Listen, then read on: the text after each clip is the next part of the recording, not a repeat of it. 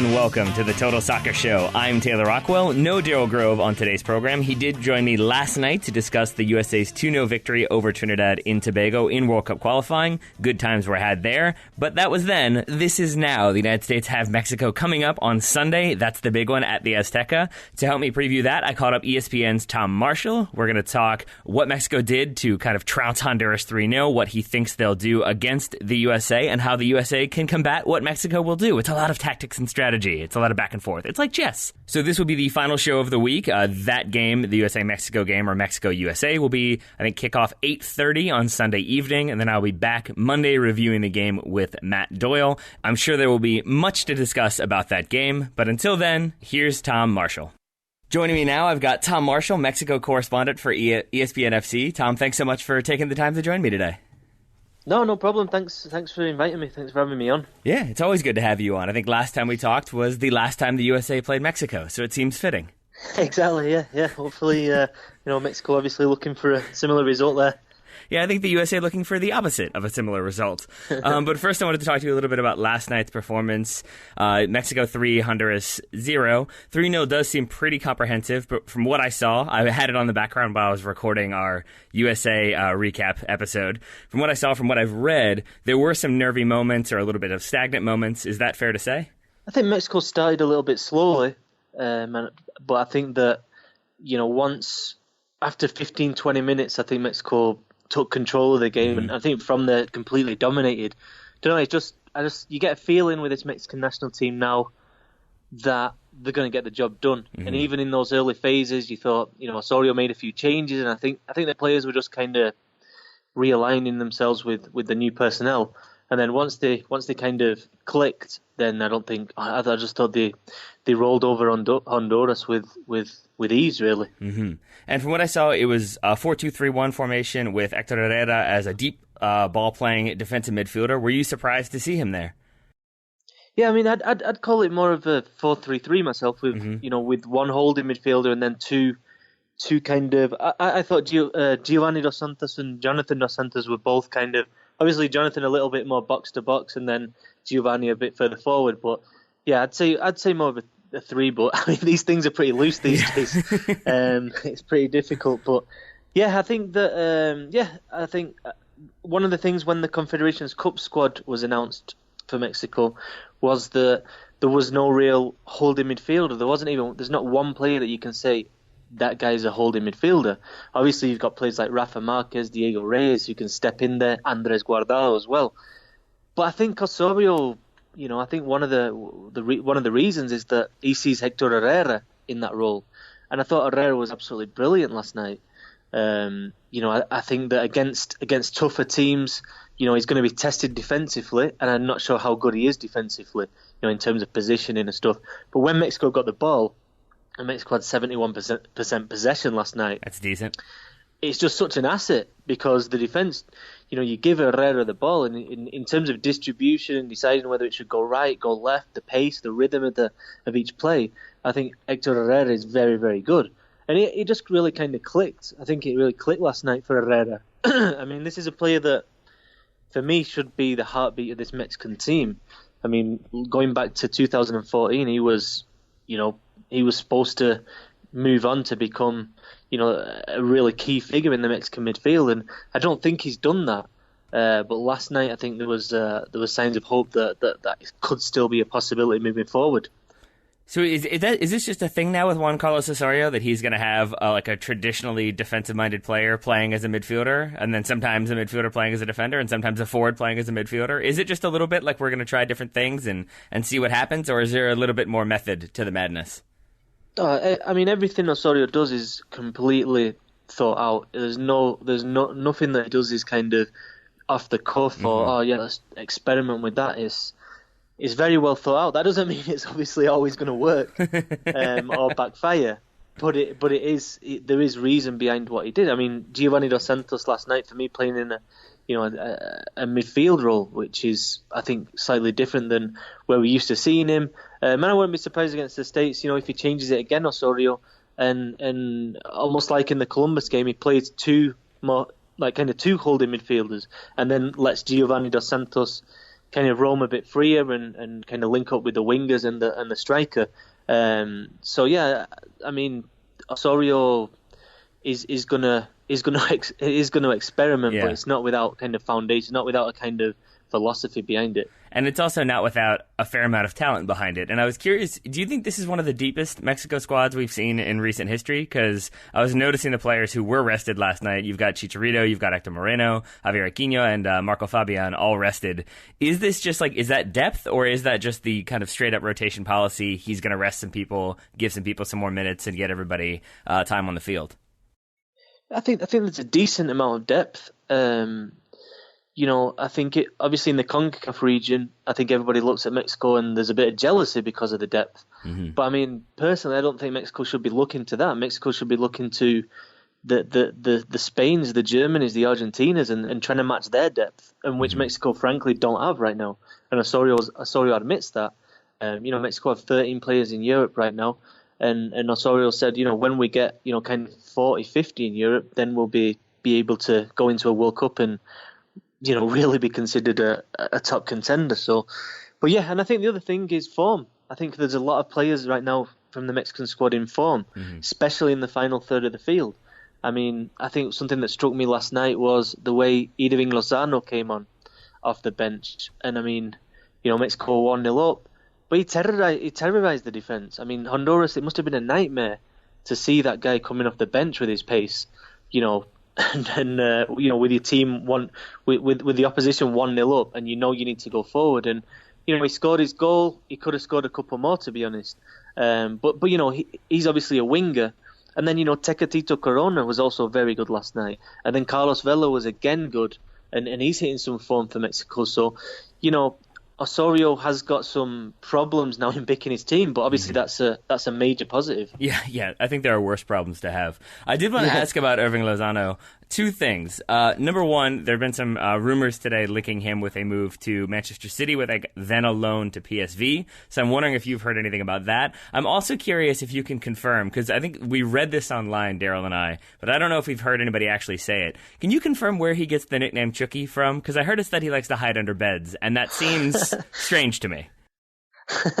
Yeah, I mean, firstly, the nickname. Yeah, I think he got a reputation for kind of jumping out from behind places and stuff, and just joking around in the, in team hotels with the other with the squad, and they're like, Chucky. So yeah, I mean, it's one of those nicknames. I mean, some of the nicknames in Mexico. I mean, I really should do a story about it, just a kind of funny story about how all the nicknames of the Mexican players, like Peralta, Cepillo, like the Brush. Hobbit Bermudez. I mean, some of the names that these players get. Yeah, I think Darwin Quintana. Oh, sorry. I think you told me last time that Jesus Corona got Tecatito because the team is sponsored by Tecate. Is that right? Yeah, and his name's obviously Corona. Yeah, and Corona's the rival beer company. Yeah, so it wasn't like seen as being the right thing to put Corona on the back of a shirt that's sponsored by Tecate. So they all just joking around. They just called him Tecatito, which is little Tecate. But yeah, no, Lozano. About the Manchester City thing. Yeah, I mean, Univision, which is obviously a big network. Obviously, they've got good sources in the Mexican game. They said it's official. They said it's, well, obviously not official to the clubs, but they've confirmed that it's happening. The Lozano's going to sign for Manchester City, and then a 2-year loan to PSV, and PSV are going to kind of get some of the percentage of his rights as well. It does seem a little bit strange, that kind of arrangement. And Lozano last night, I mean, we spoke to him in the mix zone. He was giving interviews, and we asked him. We said, what do you know about this? And he said, I know nothing. I've only heard what you guys are telling me. Interesting. So he said obviously he'd like to go to those sort of clubs, but I mean, he said he needs to talk to the Pachuca directors to see what's going on, because as of last night he didn't know anything about the deal. So I don't know. It is what it is. I mean, that doesn't necessarily mean it's not happening. Fair. But it does seem a bit strange that the player wouldn't know. Yeah, that seems a little bit odd, but I guess that's how things happen sometimes, maybe? I'm not sure. I'm not an expert on player signings, and I'm not an expert on what Mexico are going to do, but that's why I'm talking to you. And I did want to ask you about, specifically in regards to Lozano, do you think there's a chance he starts against the USA, or do you think he's going to continue to be more of an impact player? I think there's a good chance he's going to start. I mean, it's difficult to know.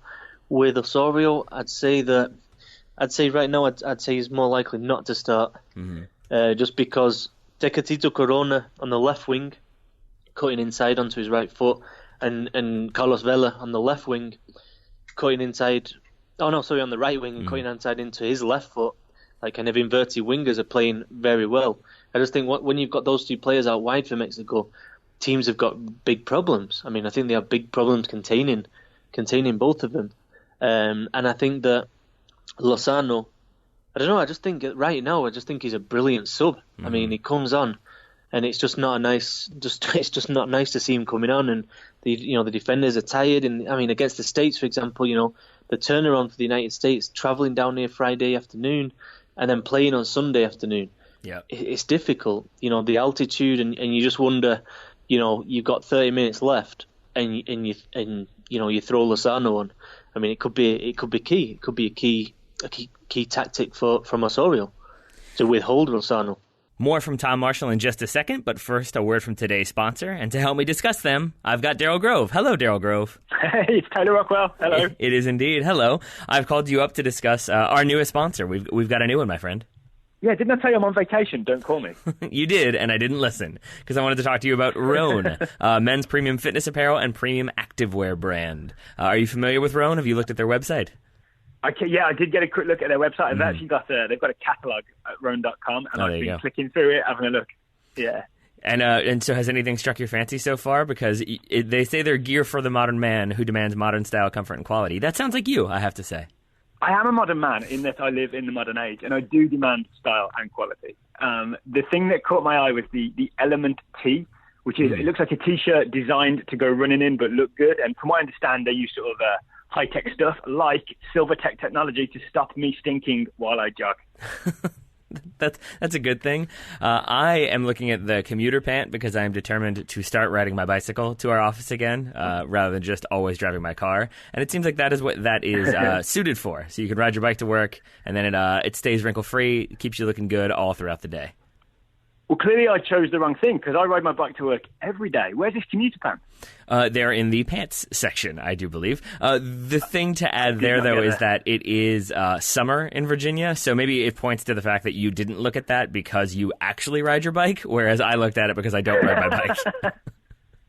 Well, you could wear it in the fall. You could ride your bike in the fall. Yeah, see, that's what I did. That's what I've done previously. I'll order some stuff, and then, like, once the season changes, I'm ready to go. But I feel like I'll wear these around. I'm fine with it. And I think that may be what I do. We'll see. We'll do some shopping, and then I think maybe we can both then discuss how we feel about Rhone. But I'm pretty excited. If listeners want to do the same, they can go to Rhone.com. Can you give them the spelling on that one, Daryl Grove? Rhone, just like the river in Germany, Rhone.com. There it is, and you can enter the promo code TSS at checkout to get 20% off your first purchase. So thank you to Rhone for sponsoring today's show. Daryl Grove, thank you for taking the time to talk to me about Rhone. And thank you, and call me anytime. I was only joking. I'll call you. I'm going to call you back at like 4 a.m. your time. Does that work? That'd be lovely. Yeah, lovely. All right. I'll put my phone on silent. So Daryl has now put his phone on silent, which means it's time to get back to my interview with Tom Marshall. Up next, I was asking him if he thinks Mexico will start with a back three or go with a back four. I mean, the last few games he's played a back four, so I'd assume that we would have seen a back three against Ireland or Croatia in those preparation games. So I'd say back four, and I think it's working well. Carlos Salcedo's out of the US game, which is a blow for Mexico, no doubt about it. So I assume Miguel Layún would come in at right back, and Luis Reyes would hold his place on the left. So then from there, I think it's going to be a 4-3-3. I think it's going to be, to be honest, a very similar Mexico team that we saw in Columbus. I mean, I wouldn't be surprised if it's almost exactly the same team, to be honest, because I think he might play Herrera and Guardado, kind of central midfielders, and then kind of Giovanni just a bit ahead of him. And then obviously the two wingers, and I think that's how Mexico is set up. The only doubt I have about that is, I know Osorio's really he prioritizes when they play against a team like the States or Trinidad, for example. He prioritizes physical players that are good in the air, And I'm just wondering that, he started it in Columbus, Diego Reyes at right back. It wouldn't entirely surprise me if he did that again. It looks like Nestor Araujo's going to be back in the centre of defence as well, so that's another big body. So, I'd just say I'd go for a similar team as the one that he put out in Columbus. And I did want to ask you a couple more questions about just what it's like to play at the Azteca, because obviously you were in Mexico City. So first of all, I'm wondering, have you ever had experience with, jogging at altitude or dealing with the atmosphere there? Does it really take that much out of you to kind of physically exert yourself? Well, I'm not the fittest anyway, so but honestly, yeah. I mean, I remember going to Toluca once and climbing up some stairs to get to the roof of the stadium, and it was you're like, what's wrong with me? I can't be this unfit. And then you realise, no, it's the altitude. But you speak to players as well, and I think they're the best. They give their testimony about what's going on, and they struggle. I mean, it is a struggle. The interesting thing, though, this is something that I might try and ask Bruce Arena about, is that the kind of theory of late about playing in the Azteca has been, and Costa Rica have done it, Honduras have done it, even Mexico have done it in the Costa Rica game. It's been to kind of prepare for the games outside of Mexico City at a lower altitude, and only travel to Mexico City on the day of the game or the night before the game.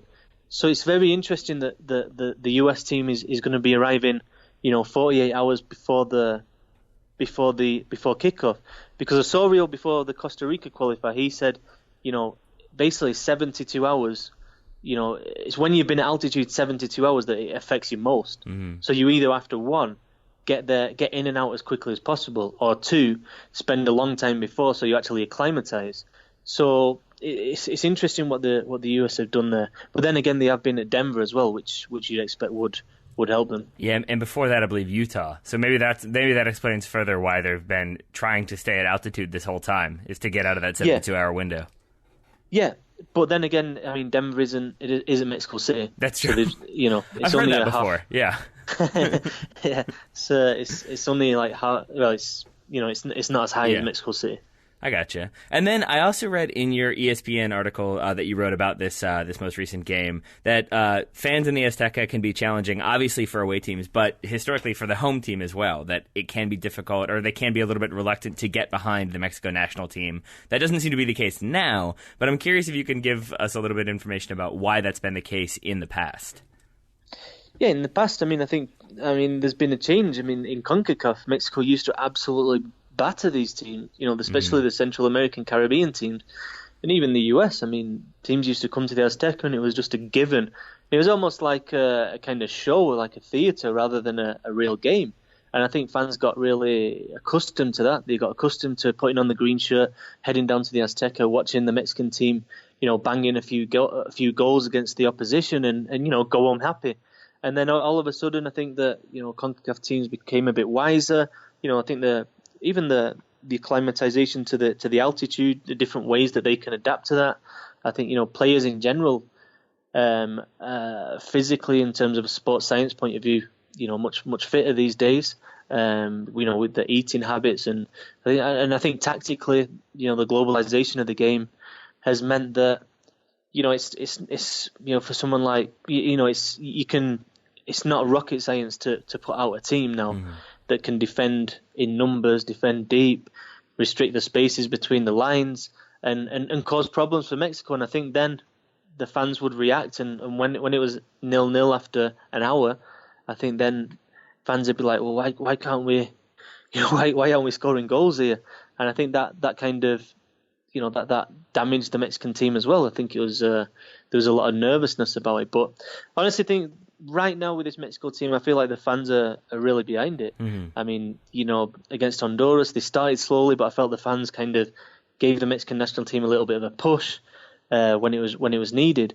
And yeah, I think that obviously going against the States, the rivalry, the patriotism, that goes with being a Mexico fan and playing the United States, this is about national pride basically. And I think that because of that, the Mexican fans are going to be absolutely 100% behind El Tri. against the States on Sunday. And so I think what the United States is obviously going to be hoping to do is get a result, but do so by, as you mentioned, causing problems for Mexico. Honduras, it seemed like, tried to do that by sitting deep and defending in kind of like a 5-4-1. That obviously didn't work so well since they lost 3-0. What do you think the United States could do to cause problems for Mexico? Or is it just sort of like going to be bunker down, defend, and cross your fingers if you're a U.S. fan? No, I obviously think they're going to be quite conservative, but I think the US are completely different than Honduras. I mean, Pulisic is genuine quality. Michael Bradley there, Dempsey. There's plenty of players in the US squad that can do damage as well. So yeah, I mean, I think they're going to keep it as restricted as possible. It's going to be interesting to see if they press high up and try and stop Mexico playing out the back, or considering they're playing at altitude at the Azteca, they're going to sit in their own half and wait for Mexico to come onto them. But yeah, I think it's going to be a decent game. I mean, I don't expect the US to completely park the bus like Honduras did, because at the end of the day, they need to get a result. And I think that the US will think, even though Mexico have only conceded one goal in the 5 hexagonal games, they will think that they can cause problems to this Mexico defense. And let's see if Rafa Marquez plays. I'm sure if he plays, the US will target him a little bit because of his speed, but also because he's not played since he's played 22 minutes since March 25th, so he's not in match rhythm. Nestor Araujo's coming back from injury. Andres Guardado's had a little bit of an injury problem, so I don't know. It's going to be a really good game, I think, on Sunday. Well, I think you mentioned Christian Pulisic, and I think he'll probably factor into how good of a game it is off the field and on the field, because he said last night the U.S. would get 3 points in Mexico. That appears to have been spotted by the Mexican press and run with. So I'm wondering what type of reaction you think that will provoke, or do you think it will be more so a little bit like fodder for headlines and selling some newspapers?